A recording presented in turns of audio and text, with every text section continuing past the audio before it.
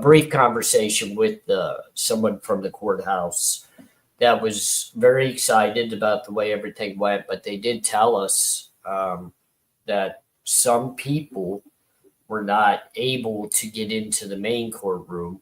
They were in an overflow part of the courtroom. I don't know who those people were, but it does seem like that courtroom could have potentially been more packed while we were there than it actually was. So, well, yeah, I don't know. So I thought it was an interesting discussion regarding, I hope I didn't come across, like, I hear people saying, well, what would what would you say if the victims' families put up a heart symbol? And I understand, like, I don't think it's, I don't know. I think it's a sensitive conversation. I definitely don't want to offend that other creator too. We just thought it was interesting and wanted to talk about it. It seemed eventful. But if we want to talk about back to like the content of the hearing, I did have one final point. We talk about the number 7 a lot, and people keep referencing 7 days and a retention period of records and all these other things. But I think the number 7, if we're going to just stick to numerology here, is very interesting in Cyray's opinion under vague and expert witnesses when they talk about Nick Balance and his analyzing of 7 minutes of time in that timeline. And what Ann Taylor is saying is these 7 minutes are incredibly important and actually exculpatory, because the way that these 7 minutes are placed would throw off the rest of the state's timeline. And that's aside from the fact that, Cyray says Brian Koberger wasn't there.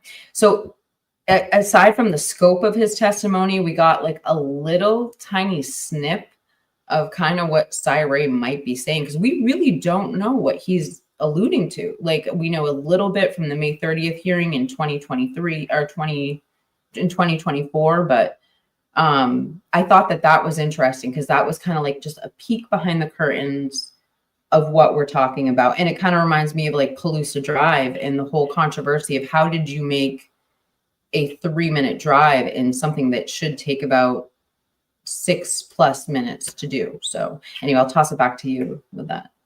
Well, and that's the exact reason why it's so important to allow Cyray to come in and make his points and share exactly what the points he's trying to make are. If normal, common, everyday people are confused by the conversation that Cyray is presenting in what he's trying to show all of us, I believe that there's a good chance the judge is also missing the point as well.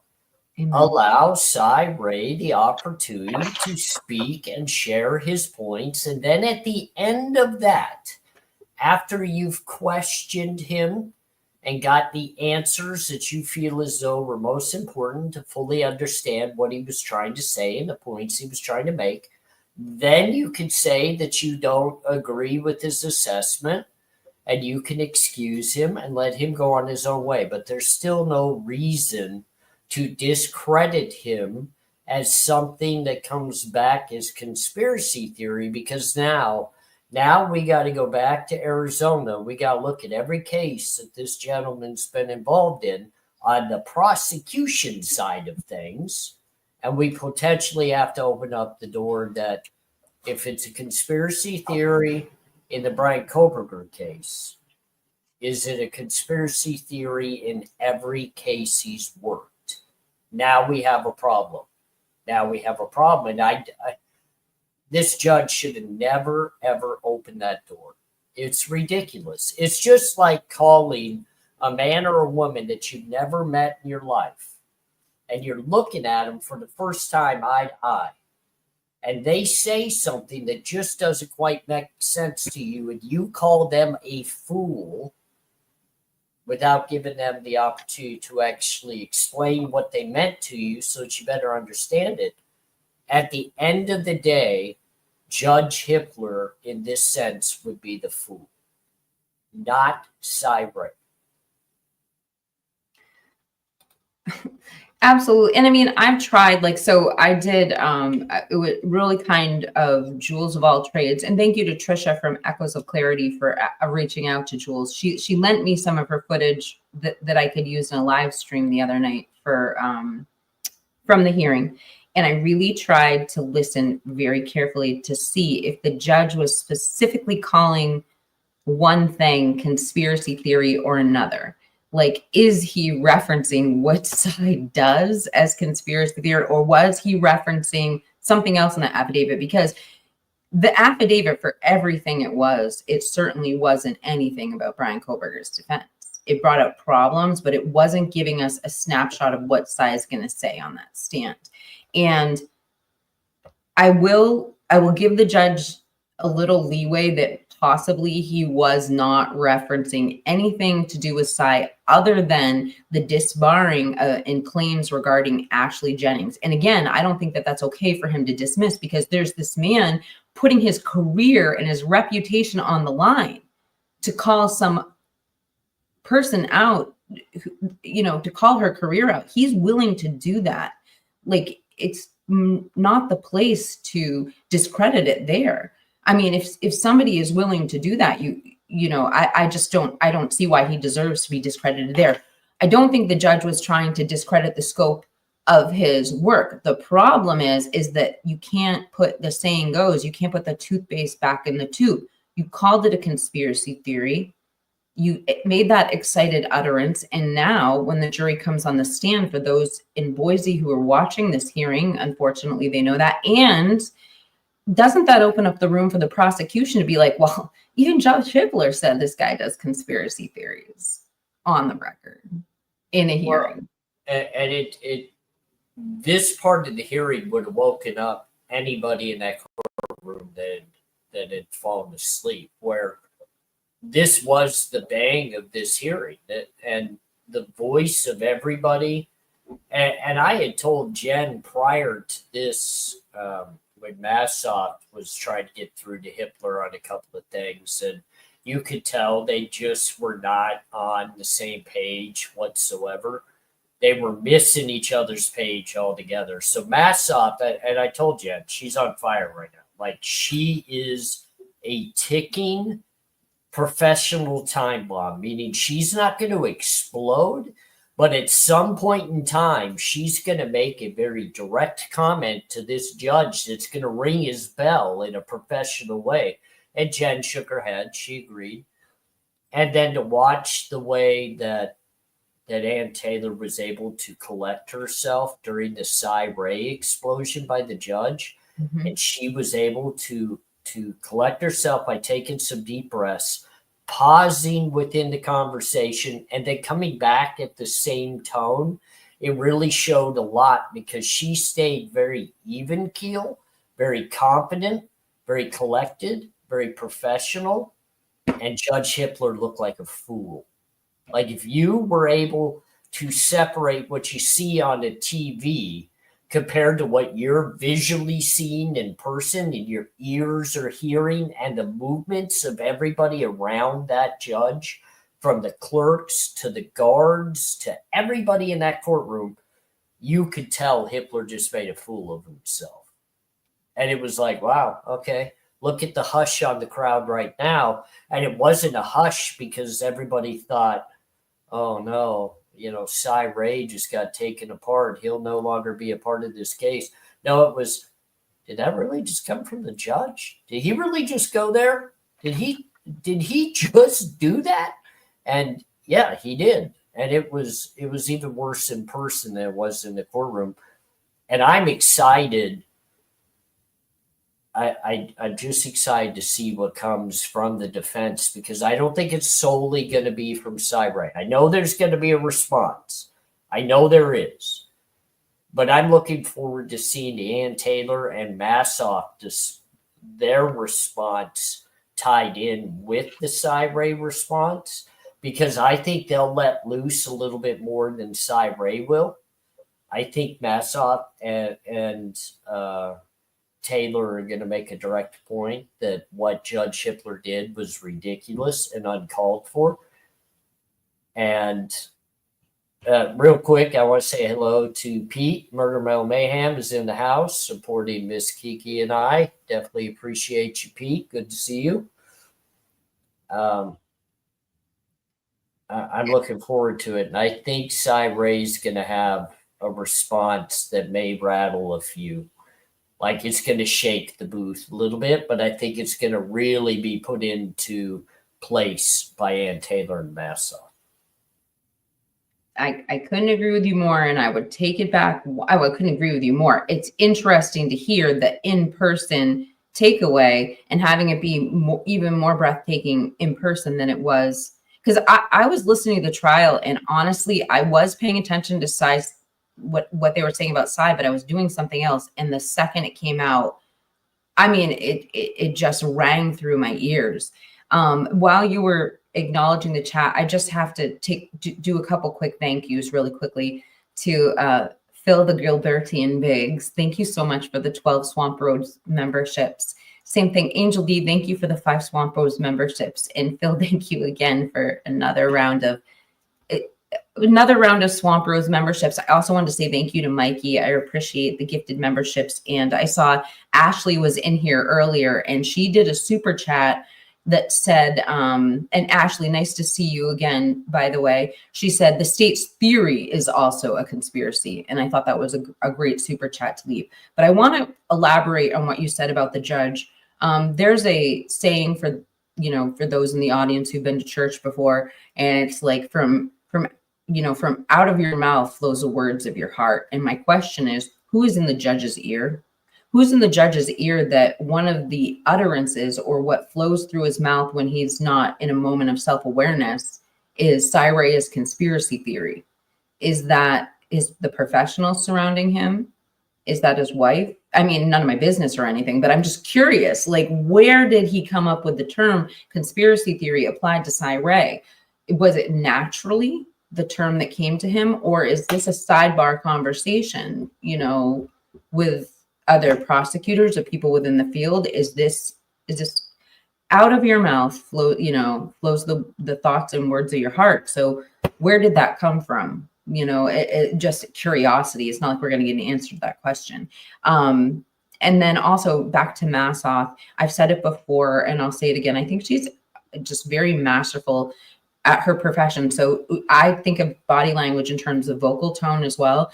And Massoth actually doesn't just have control of her presence in the room. She has control of all of her facial muscles. All of us know when she throws a look over at the prosecution, because we're so used to seeing her cheeks engaged and a nice little, the size of her mouth drawn upwards.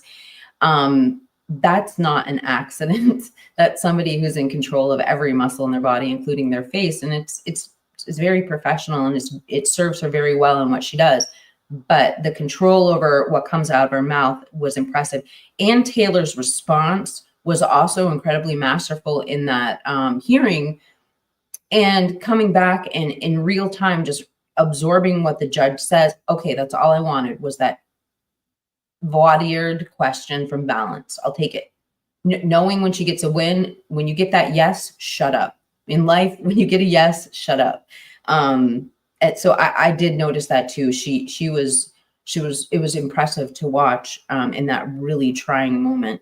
And it would be interesting to sit. You mentioned something about hearing the words and the difference in their words coming out of their mouth. And what I wrote down while you were saying that is, it would be interesting to see both of their responses on paper, the judge and I probably, now that you said that, will go read the transcript and see the difference in the points that they were making during that exchange. It is always different when you read it on paper versus hearing it come out of their mouths delivered the way they want you to hear it. I'll stop now. Well, no, don't ever worry about stopping. You're making extremely valid points. And the one thing I'll add, and I'll leave it kind of at this, from my takeaway from what I saw in that very courtroom, the one lawyer in that courtroom that I would put my tried to beat a case in a courtroom in their hands would be mass off. If I could have her as my lead attorney in any of my past cases, it would have been amazing. You could just tell she cares, she works hard, she's prepared, she's well, voiced. She's just everything about her just rings to that's who you want on your side. And I think, when we get to this trial, keep your eyes on Massoff. She is going to dominate the jury's attention in this trial. They are going to fixate on her. They are going to listen to every word she has to say. When she walks in the courtroom, they're going to watch every footstep she takes. And even the prosecution, I think, takes a step back. I watched them all do it. And I watched Bill Thompson step up to the podium right after Massoff left the podium. And he was literally speaking as if he had just come in from the coldest day of snow, shaking, couldn't get a grasp or a hold of his voice. And Jen and I looked at each other and said, I think he just pooped his pants. Like, literally, it looks like he just pooped his pants, and he's acting like that. And that's because he knows he's up against a force when it comes to Massoff. Like, I was not impressed with Becca Barlow at all. I don't think she had a good voice in the courtroom. I don't think a jury is going to listen to her. I had a hard time listening to her, and I was trying to force myself to do it.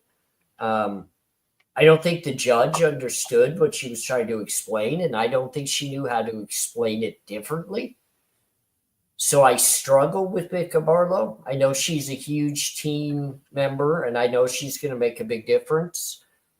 I just don't feel like that's going to be at the podium talking to either the judge or the jury. I think they need to be very careful with that. I think this needs to come down to Ann Taylor and Massoff doing 95% of the talking in that courtroom. And I would say that 75% of that needs to be Massoff. She needs to do the opening. She needs to do the direct examination of their experts. And she needs to do the closings. I would allow Ann Taylor, if it was my defense team and I had the choice, I would say, okay, you do the cross-examinations and take people apart. But I would be all about letting Massoff control the entire narrative in front of that jury. Yeah, about the Becca Barlow testimony was not what I expected either. I don't know what it was, and again, it's the way she's a scientist. It's the way you explain things. It just wasn't. It didn't resonate. The argument didn't resonate the way that it should have if they wanted it in lemony from the jury. And I agree with you on that. And I think it boiled down to, and in the chat can correct me if I'm wrong, but it boiled down to, if we want to solidify the term transfer DNA.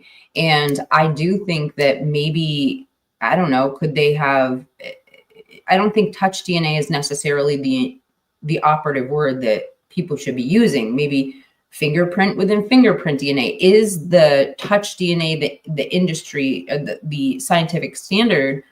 Is touch DNA synonymous with transfer DNA? I never heard that argument until the judge said it. So I just don't know. Was there a better argument? Was something missed? But I certainly don't know if the point was driven home to me watching it. I've certainly had that point driven home to me watching certain Netflix specials and reading certain articles. So I know it can be done, but it didn't resonate with me that day. And I have to agree with you. And then it's kind of funny, just kind of like continuing our conversation. I've been telling AR, like, I was talking about comparisons with the Johnny Depp trial. Sorry, everybody. And we have this conversation. Who's going to be the Johnny Depp of the trial? Will there be somebody who just grasps every word, and is able to take the most seasoned prosecutor and turn the words around into something that the jury absorbs and instantly understands and connects with. And are we setting, sorry for saying this, you guys, are we setting Massoff up to be the Johnny Depp of the trial? Sorry. Yeah, I mean, it is potential, but it's also, if you remember, if you go back to the O.J. Simpson days, and they had a dream team of lawyers defending O.J. Simpson. Cochran was still the money grabber. Like, he was the guy you watched and you hung on every limb of what that man was going to say within that courtroom, because he did it with such emphasis and emotion, and the looks in his face. And I agree with you. I think that jury is going to see the look in Massoff's face and the way that she presents things in an amazing way that grasps them. Becca Barlow couldn't even get the judge to understand what she was trying to say. And Becca Barlow struggled to hit the pause button and say, okay, let me explain this in a different way. Let me break this down for you in an easier to understand way. Instead, she kept trying to talk, like you said, like a scientist. Well, guess what? Hardly anybody in that courtroom during her examinations of witnesses and experts are going to be scientists. So you better get capable of breaking this down where people will listen and understand. And if they don't, they should be able to ask you a question that you can break down in a better way and make it more understandable. The whole topic we want to talk about is these alternative suspect defense theories that are coming out that we're learning little teeny snippets of. But we haven't even got there yet because we're still talking about everybody, all the players that were in the hearing recently. It's just so much to talk about. I know how the conversation gets derailed very easily. Yeah, and you know, this alternative perp conversation, so I can backtrack just a little bit and why it became so kind of engaging for me. When I first arrived at the Ada County Courthouse the morning of the hearing, Jen and I literally got there so early. I mean, it was ridiculously early. It was like 5:30 in the morning. And I thought for sure we'd be the first people there. And I walked up and there was already major equipment set up. You could tell this was professional. This wasn't anything like what I show up with. And of course, me, you know me, Kiki. I just walk right up to the guy. Jen's like, "Oh my God, here he goes!" And I walk right up. I stick my hand out. I introduce myself, and I'm like, I'm here for this. He says, "Yeah, me too." And he asked me. He looked at me. He says, "What do you think the biggest part of today's hearing is going to be?" I said, "Well, I'm going to break it down for you. I think there's two very important parts of this hearing to me personally that I think is going to affect this case. And that's one, the affidavit by Cy, because that puts into perspective that the FBI legitimately conducted this investigation.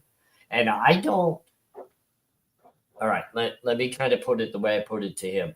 I don't give two shits about the 7 days that everybody's talking about, because the FBI has their own ways behind the scenes to get this information well before that 7-day, 12-day, 500-day, whatever it might be.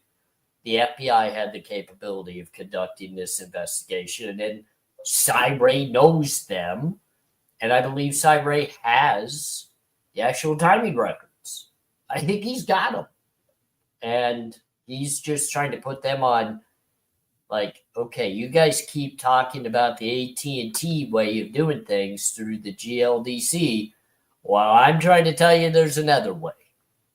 And it was done. And whether they want to admit to that or not, it's like the IGG. They're either going to admit it or they're not going to, but they can pin it all on Cy they want to, and just wait till he hits him across the face with the timing records. He's like, look, I got him. So that was number one that I was telling the guy. But number two is exactly the segue that we're going into, which is the alternative perp discussion, because so many of us have the everyday discussions of who coulda, who shoulda, who woulda committed this crime. And then we get into the DNA evidence, those that were found and not tested, and those that want to be talked about. And, there's so much that goes into that there's so much discussion what could be had when it comes to an alternative perp. But I did want to get with you and kind of share with, with our community, the way that this works out heading into the trial and the way it has to be presented at trial is very delicate. It's another investigation taking place by the defense. The defense has their investigators onto these tips that are now coming in, and we heard it in the courtroom. They've been given some tips recently that they're 100% into investigation mode on. And you got to take into some of the things that were said. They're utilizing camera footage from the University of Idaho campus. That's very interesting. That's very, very interesting. So, I mean, that now there's a little bit of precedence for all of us that have been discussing the possibility of alternative perps and why we feel like there could be. Well, now there's a little segue that we're not the only ones that possibly think that way. And the defense is investigating it. And right now we're into the discovery period for the defense to have to, just like the prosecution did when the defense asked for evidence, the prosecution had to turn it over. Well, now we're in the discoverable period for the prosecution to get that from the defense. And, they're going to have to turn over everything that they learn in their investigation. But also, this could potentially run right into the pretrial time frame, the pretrial hearings. And in that case, if the defense can make a good argument in regards to real alternative perpetrators, not a theory, but they've got real evidence that leads to real people, this case will be delayed. This will not go to trial on time. Right. And so there's that, but there's also the fact that all she really needs to do, and Black Hawk 57 Magnum had brought up this point, is create that reasonable doubt or show that somebody else had opportunity to do the crime as well. And that reasonable doubt can be placed right into the jurors. But, back to the U of I footage being a place where they got info, it just brings me back to the timeline in several aspects. Number one, the 405 timeline, for several reasons, especially when you're talking about alternative suspects, because there could be some sort of cover up or nefarious activity involved. Like the 405 timeline is so significant. And I think there are other things that play a role in that now that we've seen the camera authentication. Like one of them would be the balcony video. Like, I mean, none of us actually believed none of us realized that story was legitimate, that there were people out there that early in the morning who saw or heard something suspicious and actually pulled out their cell phone and recorded suspect vehicle 1. Well, if suspect vehicle 1 isn't the suspect, was it things like that at the end of the day? If Brian Koberger was found innocent, is it things like that threw the timeline off? I'll toss it to you, but I can go back to timelines because I brought up a really interesting point in my last live stream. I'll make it really quick. When it comes to the FBI and tracking Brian Koberger and the December 19th date being when they found Brian Koberger, I brought out a Newsweek article. Thank you to Mikey for bringing it to my attention. But it's the FBI director, Andrew McCabe, coming out and talking about how they were surveying. This is the director of the FBI, not a source to the New York Times, suggesting they had been tracking Brian Koberger all the way from Pullman. And they were tracking him through teams and switching off until he got to Pennsylvania. Now, if this was just a random source, I wouldn't be reporting so hard on it, but it's the literally Andrew McCabe, the director, the ex-director of the FBI. I mean, what do you have to say about that? That can't be December 19th now. And now does it all make sense why Christy Gonzalez is saying, yeah, they had his name on the 13th. And yes, we saw 4chan with no warrants to 4chan. So allegedly, possibly law enforcement activity on 4chan, and then denoting on the 7th when Fry gets in that U-Haul van with Pennsylvania written across it. And we all knew about the shithole woods of Pennsylvania long before them. And this is weeks before the 19th. So I think there's been indications, putting aside the fact that the federal grand jury that likely had Brian Kohlberger's name was likely convened a week after the unalivings. I mean, all signs to me point to the timeline is BS. But the problem is that Ann Taylor and the defense team agree to it. So have they just given the prosecution enough rope to, I don't know.